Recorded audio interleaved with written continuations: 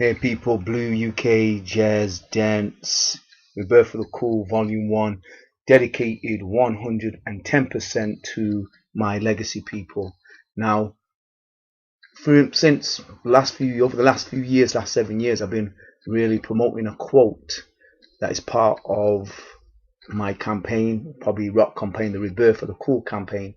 Yeah, forward thinking and progressive learning, really promoting progressive thinking and progressive learning around UK jazz dance, and part of that is rethinking, part of that is real talk, and part of that is reclaiming and restoring my legacy as a pioneer. Right? Okay, because I was very concerned historically that Manchester pioneers, the most influential pioneers, they've not been written on. So I decided to do something about it. Now, as a dancer, one of the key things that comes up, one day you're not going to be dancing no more. I've done formal dancing. I'm a trained professional contemporary dancer, jazz dancer, yeah, who went on to be a professional African dancer, Caribbean dancer myself, okay, on stage. One of the key things for me was I wanted to develop my blue UK jazz dance styles, yeah, for them to be used in a wide range of ways. One, alternative in the arts, in health, that's one of the things, for happiness programs, for a wide range of things. Now, the development of my dancing as a dancer in general, as an artist, was shaped by a mission statement to promote the positive images and energy of African culture, heritage arts and African Caribbean heritage arts and wider uses.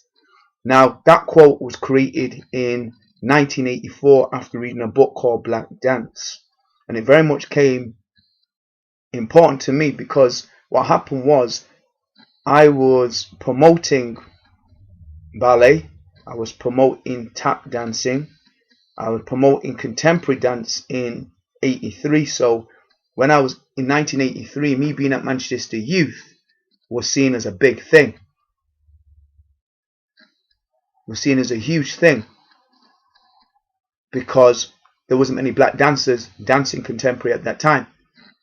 So basically I came part of history, me being a person, being an advocate of contemporary dance for black dancers in Manchester. I came an advocate, and very much so that was very much highlighted in 1984 because I was in the first ever production of Job with a lead black dancer in it doing contemporary dance. That was me, and the woman that chose me for that is a lady called Maxine Thomas.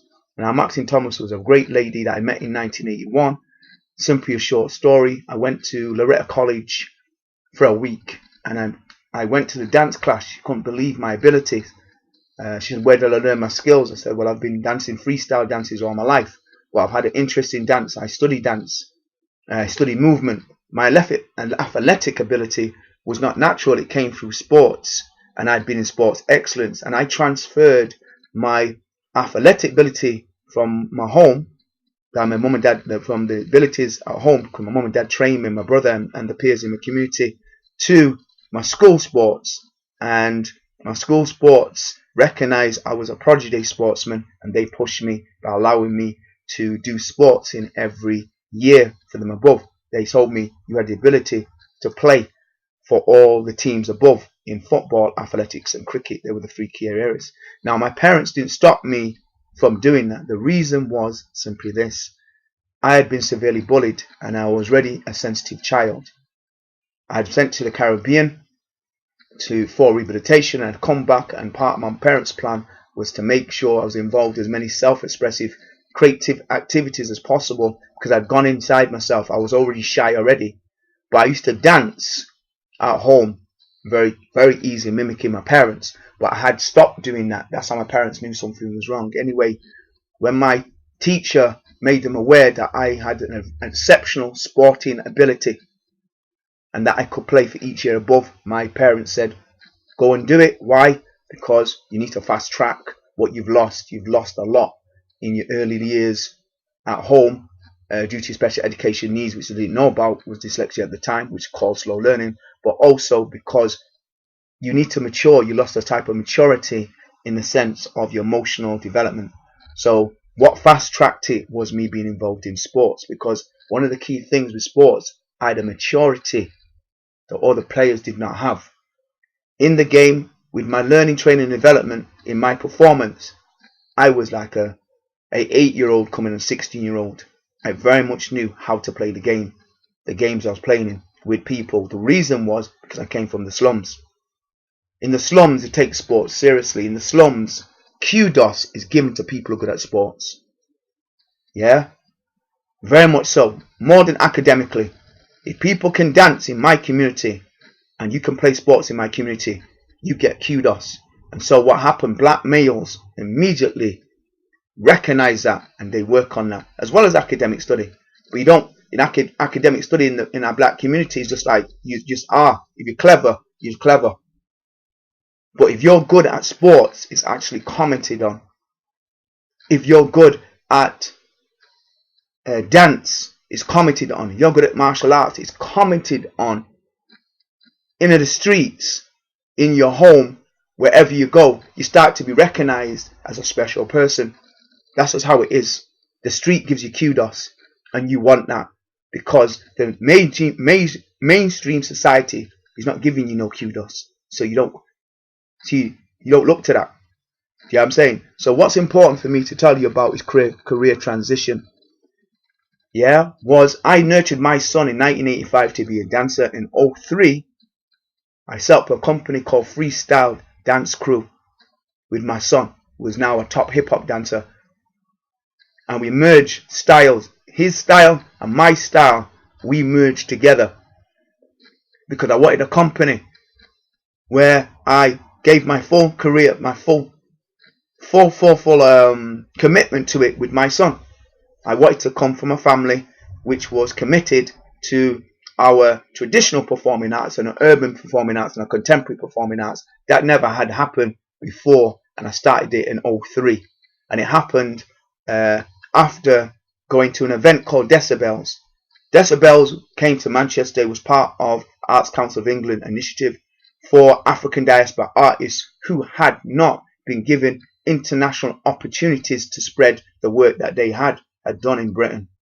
And what they did, they used all the theatres in Manchester for black artists who had work, past and present and future work, to showcase their work to producers who were flown in from around the world, and deals were made in Manchester after they seen the shows. Wow. Put it this way, probably one of the biggest scratch events ever that you could see, or open stages that you could see, because it brought producers around the world to see the work that we brought. It brought producers from around the world to see artists' work, and I was part of that. I lived with other people in the hotels, because I knew a lot of the artists then back from the 80s. So this was 2003. So a lot of people had worked from the 80s. People had worked from the 90s, never got an international opportunity. They recreated that work for the opportunities that Decibel offered. And Decibels opened my mind, to major opportunities for myself, for the work I wanted to do with my son. Okay. Now what happened through my mentors and coaches, they identified I wanted to develop myself in a very much educational way, a very cultural heritage way, but I didn't have no qualifications in management and business. I wanted a business. So my coaches and mentors identified to me, boom, do research and development in 2003, get some networks. So from Decibels, I got networks in London, and I went to London, bringing back my own show. I was working on myself and bringing dancers from Manchester to see what a woman called Stella Carnu was doing at an organization coincidentally called Freestyle Arts. So I had a crew called Freestyle Crew, and she was running a project called Freestyle Arts, which was a regeneration hotspot project in Camberwell. Yeah, I'm saying, which is perfect because I've been part of regeneration in Manchester, and what they were doing was far more advanced than what Manchester did, because they were connected directly to the commercial industries. What happened in Manchester, the regeneration bodies weren't connected to the creative culture industries, and they were blocked. They didn't have the networks. In London, they were directly contacted. They had direct contacts between all the world-class professional artists on the ground who had done commercial work, and they could give training to the upcoming artists that were coming through Camberwell community. Yeah, I'm saying, and they had direct contacts to international artists, the radio, everything was incredible to see. The festival she put on, which was called the A-List Festival. While I was there shadowing her, also brought a team down there. I had a crew called the Freestyle Team that came to London with me, and they were part of another team called Stepping Out. I did a project called Stepping Out in Manchester, which was a pilot, which was celebrating the legacy of my teacher. That team was part of the Freestyle Team also. Yeah, that's what I brought to London for them to be a steward at the event, because I wanted to do my own large-scale event. Now, at this time, I want to register a quote that I've been perpetuating throughout the web. Our history is not history till we celebrate in true context to its period showing its true significance. No one knows my history except me. People see pictures, and one of the key things I say to people, pictures say 1,000 words. Yeah, I'm saying they do, but what's important is the person who's in the picture needs to talk about it, because what happened historically, we've left whites, Anglo-Saxon whites, to document our history, or not even left them to do it. What's happened was they were the only ones who could access an opportunity to perpetuate it out in the world, not giving us opportunity. So many individuals didn't follow that route as a trade. Let's call it that way. State that. What happened is video and photographs on blacks. Whites have been talking about our history for a long time, and I knew that UK jazz dance history had been distorted. In 2003, I went to the first ever event called Fusion for All at the South Bank, a brilliant event. It had strengths, weaknesses, opportunities, threats. Yeah, the threat was the history was distorted. What was made out is that we had access to videos where we saw tap and all that. That wasn't the case. That's not an authentic way we learned. The authentic way we learned was our parents, who come from R&B, reggae and all that. They freestyled just generally in an improvisational way in the home. That's what we learned. The next music that came up, we improvised to the parents' music, and the next music that came up for us in our generation as freestyle dancers, we just put ourselves in a room, no video, no TV, and started to create moves from that. But what happened was, it was a collaborative exercise, because we come from extended families, so brothers and sisters dance also. When we went out to community events, be it weddings, be it christenings, be it festivals, we just danced to the music and freestyle, and we just developed moves that way. It never came from video. What was distorted at Fusion for All was this, the threat. It made out like tap was all these ballets and all that was in it first, that weren't in it first. When we started dancing in 75, we built on our parents' moves, and we were already top pioneer dancers of ska, of R&B, of gospel, all the black music that was in people's homes, people danced to, even swing. I danced to light jazz in my home. Bebop I heard, and modern jazz, my uncle had it. You didn't dance to that. You listened to it. So I used to listen to it, and I watched how he listened to it. He was very serious-minded. Jazz, it was a serious-minded thing. Modern jazz, it wasn't something that you danced to. Do you get what I'm saying? But we had heard it already, which is very, very important. So one of the key things for me, I wanted to bring an educational program and a business that showed people the authentic way. And the best way was from me, to talk about me. I realized, because only I know me, and it was to concentrate on me. How that focus came to concentrate on myself was going to Manchester Youth Dance Centre in 1983, which was based in Manchester Youth Dance Centre. I was part of Manchester Youth Dance Theatre that was based in Manchester Youth Dance Centre, which was the central place in Manchester for all teacher training. It had its own library, and in there it had books on pioneer dancers. So people like Doris Humphrey, Martha Graham, they had written books on their dancing. That's where I got the idea. Guess what? As a pioneer, I need to write a book on myself, my social development, physical development, intellectual development, my emotional development, my spiritual development, what was around me politically, economically, technologically, environmentally, legally. You know what I'm saying? The architecture. Where was I born? What was the significance of where I was born? Where have I lived? In the early ages, I moved around a lot. We were I was born into one room. I was born in a house where many people had to share that room. So what happened? We learned to play in small spaces. Now, part of my style is recognized. People recognize I can dance in a small space is because my early days of dancing from a baby was in a small space. I'm in a cot, but I'm moving in the cot in a small space. As I learned to walk, I recognized certain spaces in the rooms where I was that I couldn't go. Your parents say stay in that corner, and they put your play things in that corner. So you get used to realizing that little space there is where you play. So I talk about in a play, I talk about bricks. I was messing with my bricks in a corner. That was my designated place.